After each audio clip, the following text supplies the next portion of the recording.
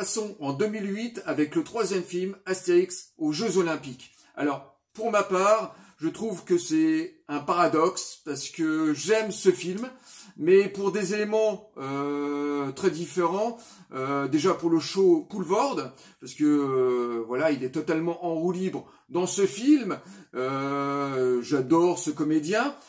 Et pourtant, je trouve que la mise en scène de ce troisième film est trop tape à l'œil. Il y a beaucoup de couleurs. C'est très cartoonesque. Et en plus de ça, on se retrouve dans un troisième épisode avec beaucoup de guest stars. C'est extrêmement dense au niveau des guest stars et puis des acteurs choisis. Alors, pour moi, celui qui se démerde encore assez bien dans le film, c'est encore Depardieu dans le rôle d'Obélix. Il est toujours parfait.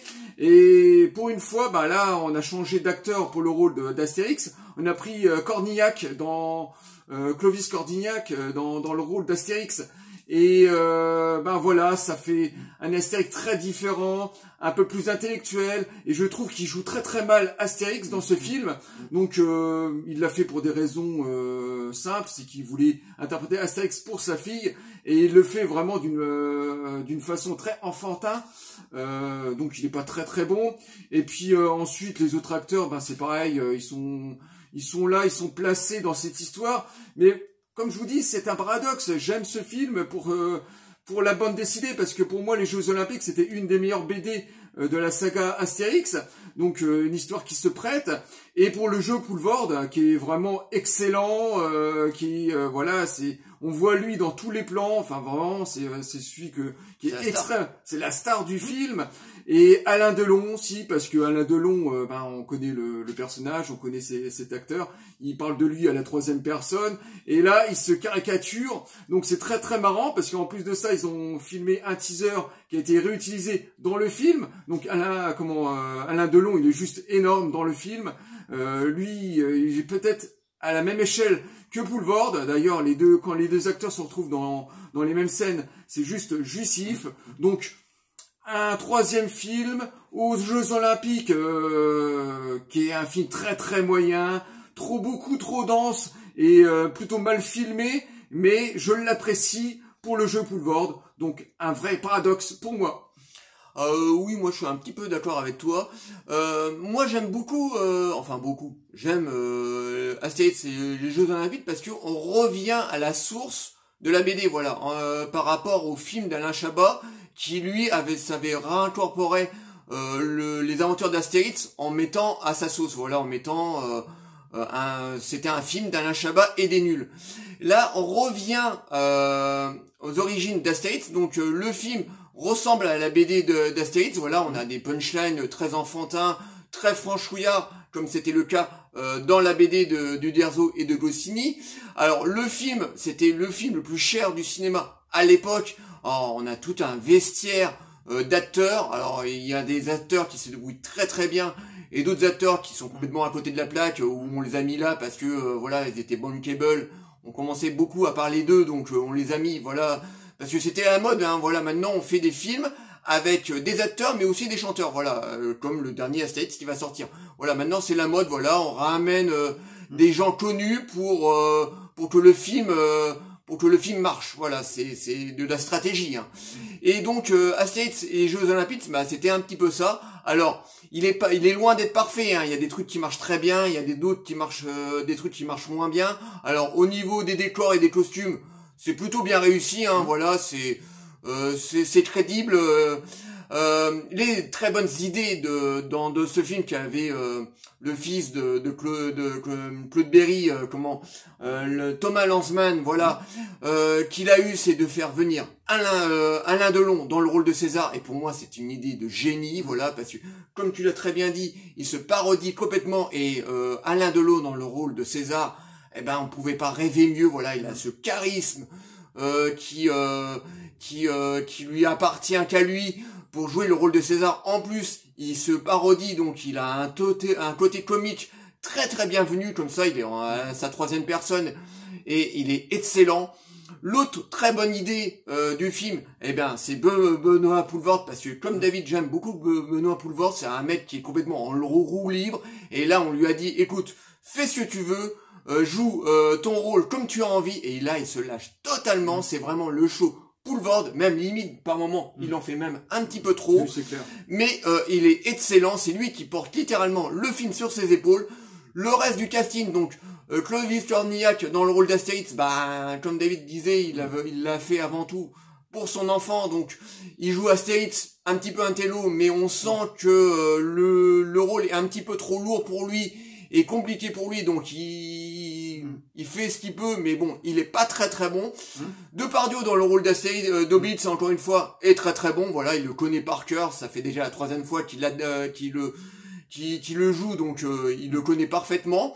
Ensuite, tous les personnages, tous les autres acteurs qu'il y a autour, Elise Moon dans le rôle de l'arbitre véreux. Bon. Elise Moon, c'est Elise Moon. Après, tous les autres acteurs, bon, ils font ce qu'il faut, voilà, ils font des apparitions, voilà, c'est pas vraiment des rôles, c'est des apparitions, et franchement, ça n'apporte rien au film, mais pour moi, comme David, c'est un paradoxe, moi je l'aime plutôt bien, bon, j'aime pas du tout la scène de fin où on a toutes ces stars qui se pointent et tout, ça fait vraiment matu vu, comme ça, on a Zidane, on a Maurice Mo, enfin bon bref, voilà, on a toutes ces stars qui apparaissent, ça fait vraiment matu vu, voilà, ça fait regardez comme j'ai du pognon et j'amène toutes ces stars. Mais bon, on a plutôt une sympathie pour Astérix et les Jeux Olympiques parce que c'est celui qui se réincorpore de nouveau l'état d'esprit de la BD. Donc c'est un bon Astérix, loin d'être parfait, mais qu'on aime énormément. On fait pas d'omelette. On fait pas d'omelette. Alors là, on arrive au fond du chaudron avec ce 4e Astérix et Obélix au service de Sa Majesté. Alors, quand je l'ai vu, il est passé il y a pas longtemps à la télé, ben, j'ai pas grand chose à en dire de ce film-là parce qu'il est encore plus mauvais que le précédent. Cette fois-ci, on a l'impression d'être dans un téléfilm de luxe de TF1 qui est mal filmé, une photographie dégueulasse. Il y a beaucoup moins de guest stars dans ce film-là, pourtant il y en a quand même pas mal. Et tout est bancal dans ce film-là, tout est nul. L'histoire reprend plus ou moins la bande dessinée chez les Bretons, sauf qu'on a modifié un petit peu le scénario. Le seul qui se démerde comme d'habitude, c'est Depardieu. Il y a encore Ike Ashton. Il y a encore Ike Ashton, ouais, il est beaucoup moins investi que dans les précédents films. Et puis la grosse erreur de casting là-dedans, c'est Edouard Baird dans le rôle d'Astérix. Un Astérix intellectuel, c'est hyper mou dans son jeu, enfin voilà, c'est une horreur.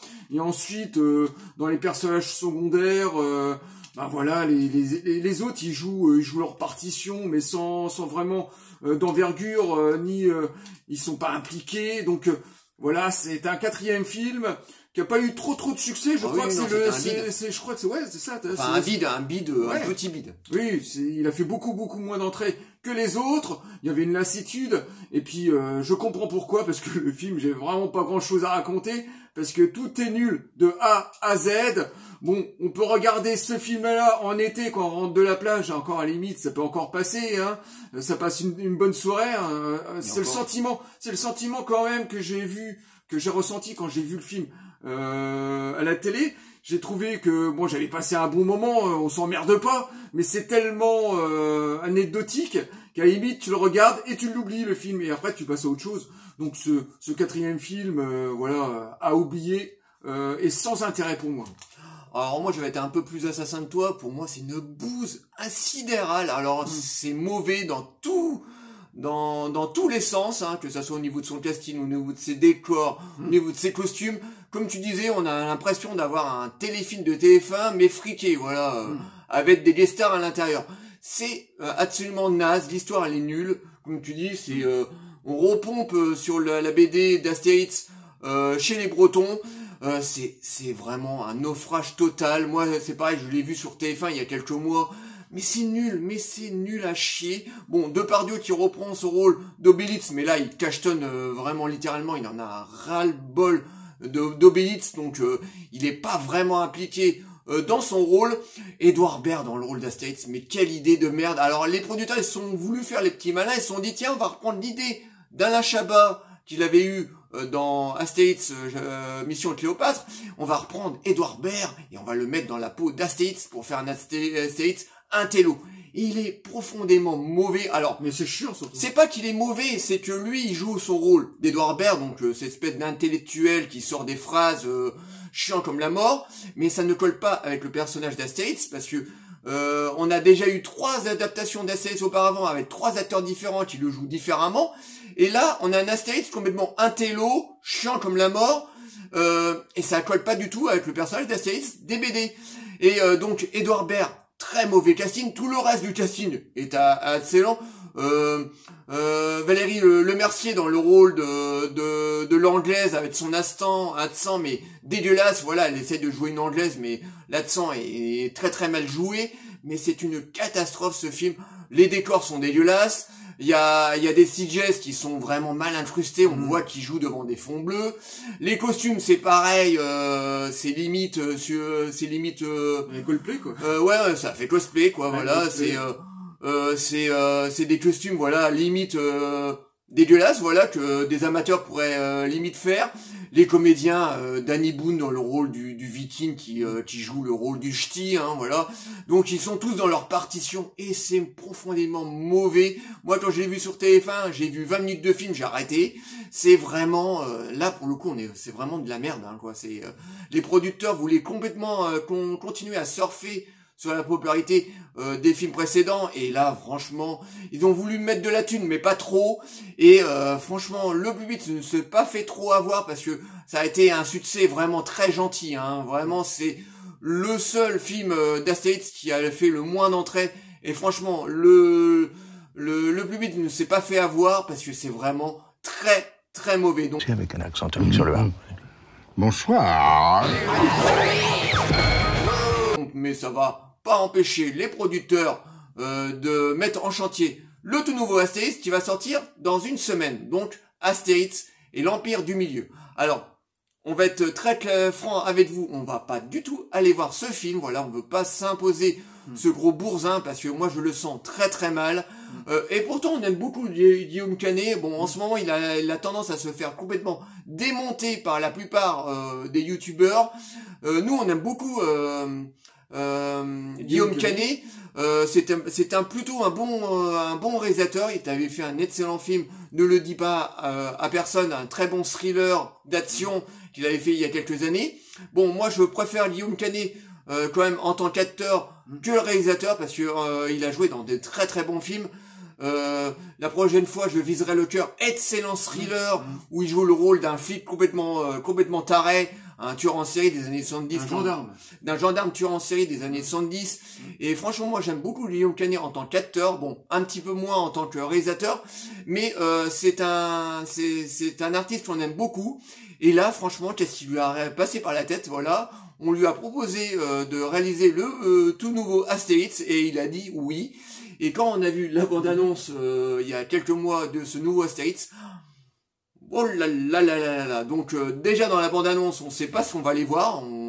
Ils nous disent même pas ce que va être l'histoire, mais on voit toute cette galerie de stars. Là, je peux vous dire qu'on a une soixantaine. Alors on a des stars de tous les bords, des acteurs, des chanteurs, limite des gens de la télévision, des sportifs aussi. Des sportifs, on a absolument toutes les têtes connues de différents bords. Des youtubeurs aussi. Et des youtubeurs, voilà, ouais, on a Matt et Carlito qui déboulent dans ce film. Bon, si maintenant les youtubeurs vont commencer à jouer les acteurs, où va le monde, hein.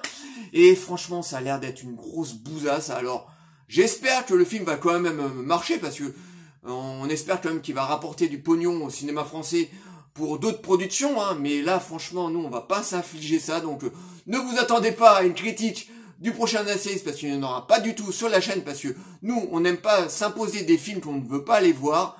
Bon, je pense qu'il y aura beaucoup d'autres youtubeurs qui vont s'imposer cette dope, et qui vont vous faire une critique, donc bon courage les mecs, parce que, franchement, s'imposer 2 heures de films qu'on ne veut pas aller voir, eh ben, chez nous, c'est pas le cas, voilà, c'est pas le cas sur notre chaîne, donc nous, on va pas s'imposer cette merde. Voilà, voilà tout ce qu'on pouvait dire sur l'aventure d'Astérix au cinéma et en BD. J'espère que cette petite vidéo vous aura plu. On va faire le petit message de fin.